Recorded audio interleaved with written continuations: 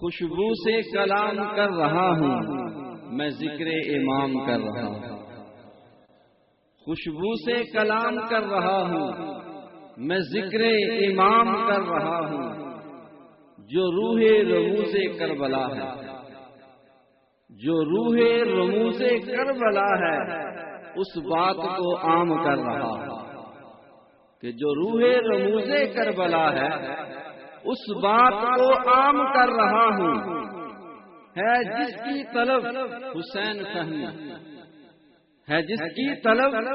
حسین فہمی، میں اس فکر پہ کام کر رہا ہوں۔ سینے پہ قمر حسین لکھ کر، سینے پہ قمر حسین لکھ کر، اور لکھنے کا انداز دیکھیں۔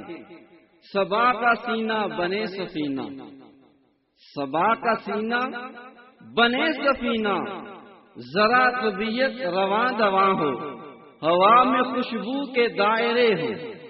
ہوا میں خوشبو کے دائرے ہو، خلا میں کرنوں کا سائباں ہو، زمین زمرد اگل رہی ہو، غلا پہ گلنار آسماں ہو، ہر ایک کونپل کنول اچھالے، ہر ایک کونپل کنول اچھالے، کلی کلی کنز کن فقاں ہو، چمن کے سینے پہ فصل گل کا نشان بانداز کہکشاں ہو، جبین کونین پنج تن کے کرم سے پھر دور سے انس و جاں ہو، سبھی سمندر ہو میرے بس میں، شجر شجر میرا راز باں ہو، درودوں کی انجمن سجاؤں، دہن میں جبریل کی زباں ہو، خیال ہو سلسبیل جیسا، جلوم میں لفظوں کا کارواں ہو، چمن سجاؤں میں حل عطا کا، محبتوں سے برا جہاں ہو، کہیں قبیلہ ہو اولیاء کا، کہیں پہ بہلول کی دکان ہو، بچھا کے مسند بشارتوں کی، دلوں پہ ادراک مہرباں ہو، سوچوں کو آب کوثر سے غسل دے لوں تو امتحان ہو، پڑھوں میں تسبیح فاطمہ جب کعبہ فکر میں اذاں ہو، اگر یہ سب کچھ ملے، اگر یہ سب کچھ ملے تو مدح شہ مشرقین لکھوں، حیا کی تختی پہ پلکوں سے اپنی پھر میں لفظ حسین لکھوں۔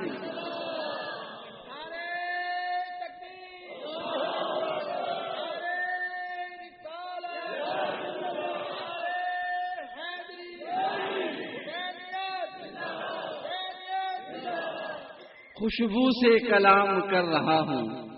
میں ذکر امام کر رہا ہوں، سینے پہ قمر حسین لکھ کر میں تشت کو بام کر رہا ہوں۔ اب فکر حسین کو عام کرنے کے لیے،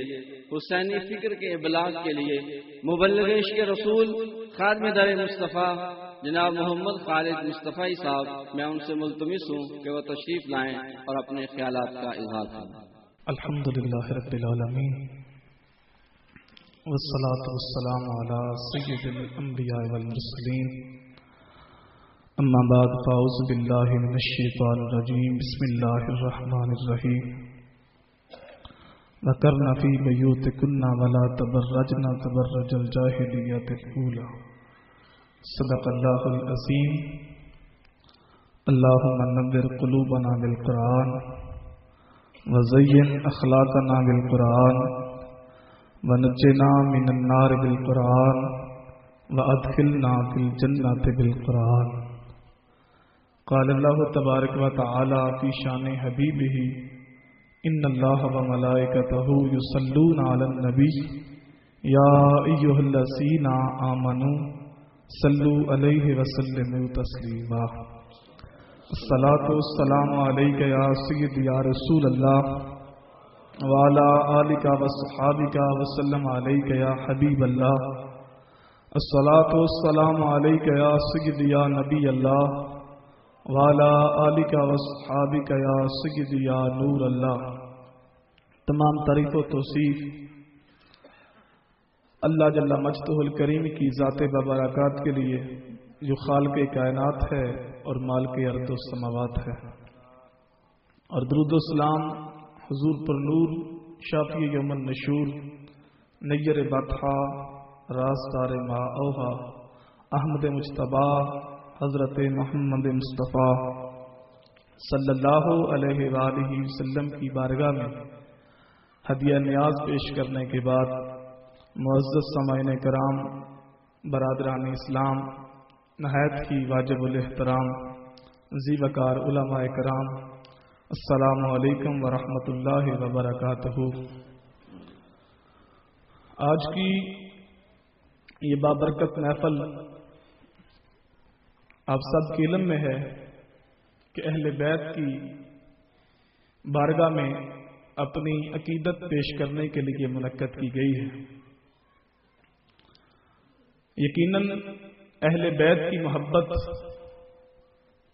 نہ صرف ایمان کا حصہ ہے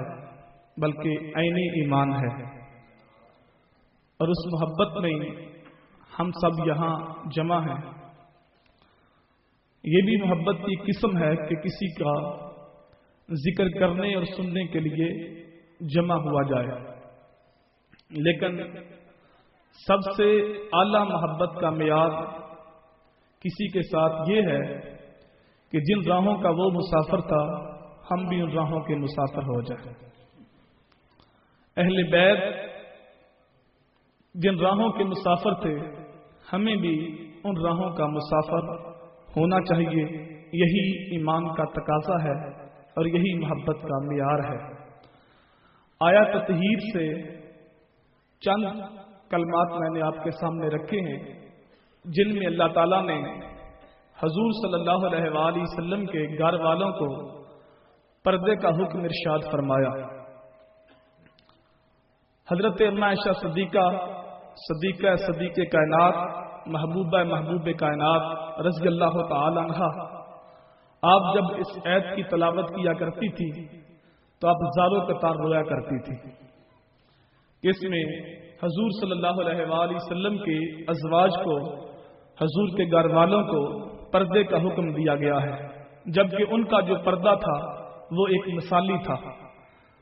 مشکوٰۃ شریف کتاب الجنائز کی آخری روایت ہے، حضرت عائشہ صدیقہ رضی اللہ تعالی عنہا آپ جب حضور صلی اللہ علیہ وآلہ وسلم کے وصال کے بعد حضور کی بارگاہ میں حاضر ہوا کرتی تھی تو فرماتی ہیں کہ میں کوئی بہت زیادہ پردے کا اہتمام کر کے نہیں جاتی تھی، اس لیے کہ میرے شوہر ہیں۔ اس کے بعد جب میرے والد حضرت سیدنا صدیق اکبر رضی اللہ تعالیٰ عنہ دفن ہوئے تو اس وقت بھی میں پردے کا خوب اہتمام نہیں کرتی تھی، لیکن جب اس کے بعد حضرت عمر فاروق رضی اللہ تعالیٰ عنہ وہاں دفن ہوئے ہیں تو اس وقت میں پردے کا خوب اہتمام کر کے جایا کرتی تھی۔ کیوں؟ حیاء من عمر، مجھے حضرت عمر سے حیا آتی تھی۔ ایک تو حضرت عائشہ صدیقہ کا عقیدہ سمجھیے اور دوسرا ان کا پردے کا اہتمام سمجھیے کہ جب حضرت عمر فاروق دنیا سے رخصت ہو چکے ہیں اور درمیان میں مٹی کے کتنے پردے ہیں، لیکن اس کے باوجود فرماتی ہیں کہ میں خوب پردہ کر کے جاتی تھی کہ مجھے حضرت عمر سے حیا آتی تھی۔ اسی طرح حضور صلی اللہ علیہ وآلہ وسلم کی ازواج میں سے حضرت ام سلمہ رضی اللہ تعالی عنہا روایت کرتی ہیں کہ میں اور حضرت میمونہ رضی اللہ تعالی عنہا حضور صلی اللہ علیہ وآلہ وسلم کی بارگاہ میں حاضر تھی تو حضور کے صحابی حضرت ام مکتوم رضی اللہ تعالی عنہ وہ تشریف لائے جو آنکھوں سے نابینا تھے، تو حضور صلی اللہ علیہ وآلہ وسلم نے ہمیں فرمایا کہ تم دونوں اس سے پردہ کرو، تو میں نے عرض کی یا رسول اللہ یہ تو آنکھوں سے نبینے ہیں، تو حضور نے فرمایا وہ نبینے ہیں، تم نبینا تو نہیں، یعنی اگر وہ تمہیں نہیں دیکھ رہے تم انہیں دیکھ رہی ہو۔ تو مومنوں کے لیے، مردوں کے لیے بھی پردے کا حکم ہے اور عورتوں کے لیے بھی پردے کا حکم ہے۔ جب حضور صلی اللہ علیہ وآلہ وسلم نے صحابہ سے پوچھا تھا کہ عورت کے لیے سب سے بہترین چیز کیا ہے، تو صحابہ ابھی سوچ رہے تھے، تو حضرت علی فرماتے ہیں کہ میں گھر جا کے حضرت فاطمہ سے پوچھا تو آپ نے فرمایا عورت کے لیے بہترین چیز یہ ہے کہ نہ وہ کسی کو دیکھے اور نہ تو غیر مرد اس کو دیکھے، اور فرماتے جب میں آ کے حضور کی بارگاہ میں عرض کی تو حضور صلی اللہ علیہ وآلہ وسلم نے فرمایا یہ تو میری بیٹی فاطمہ کی بات لگتی ہے۔ اور آپ جانتے ہیں کہ حضرت فاطمہ نے اپنے پردے کی حفاظت اپنی جان سے بھی زیادہ کی ہے، اور اسی لیے قیامت کا جب دن ہوگا تو اس وقت بھی ان کا پردہ اسی طرح ہوگا۔ حدیث میں آتا ہے جب قیامت کے دن حضرت فاطمہ 70,000 حوروں کے جرمٹ میں گزرے گی تو ایک ندا کرنے والا ندا کرے گا، یا معشر الجمع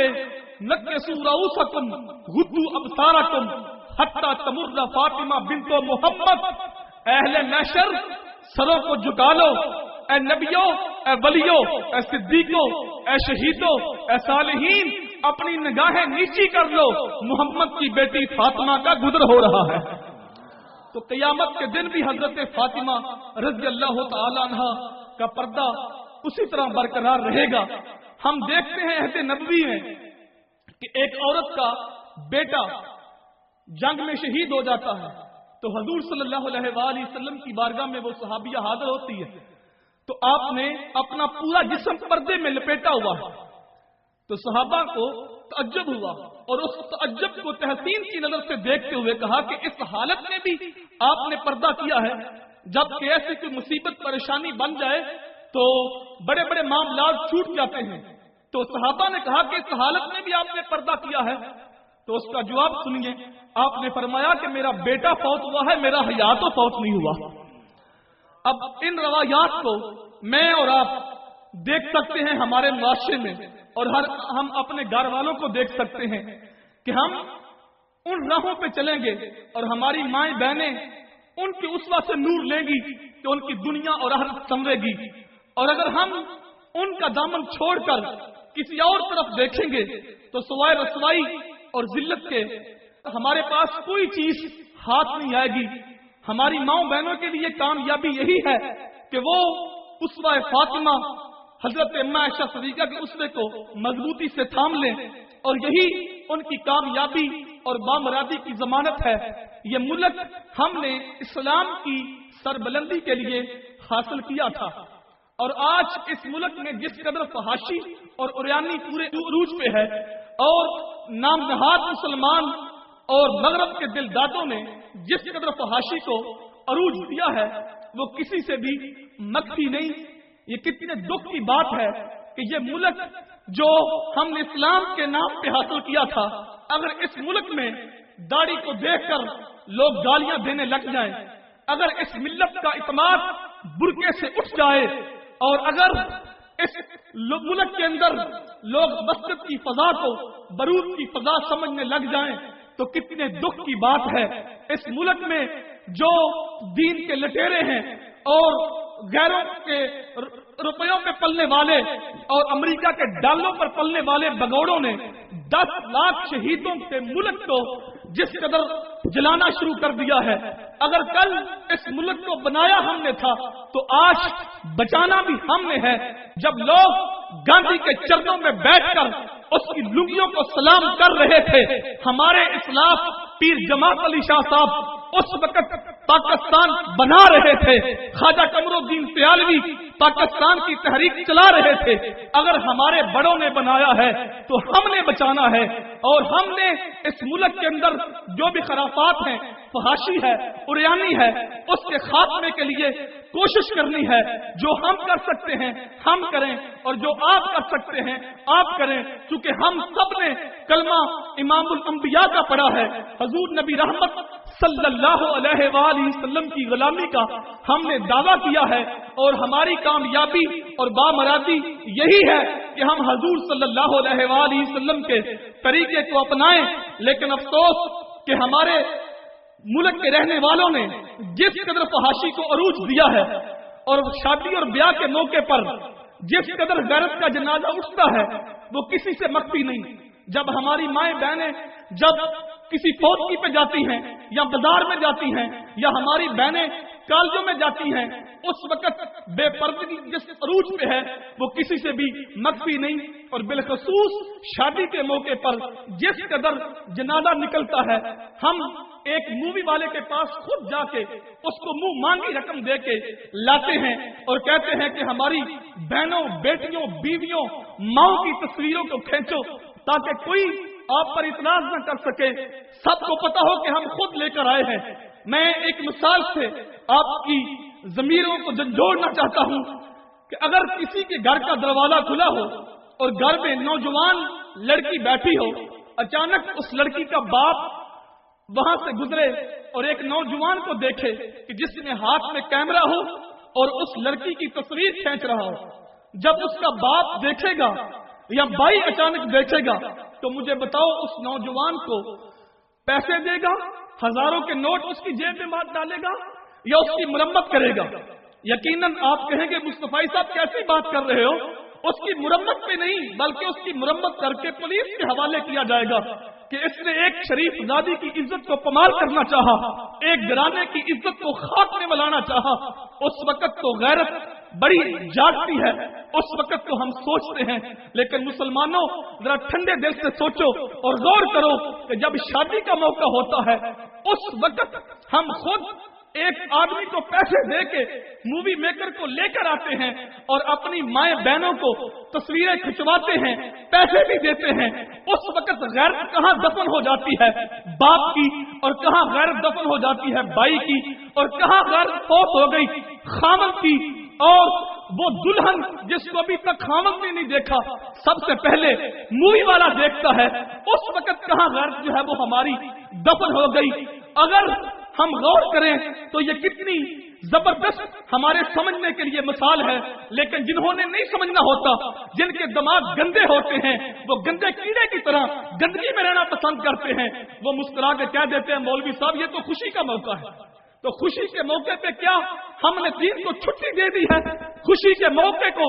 دین کو ہم نے گھر سے نکال دیا ہے؟ خوشی کے موقع کو ہم نے شریعت کی حدیں ساری توڑ دی ہے؟ ذرا تصور تو کریں، کیا آج ہماری ماؤں بہنوں کے وہی لباس ہیں جو آج سے 10 سال قبل ہوا کرتے تھے؟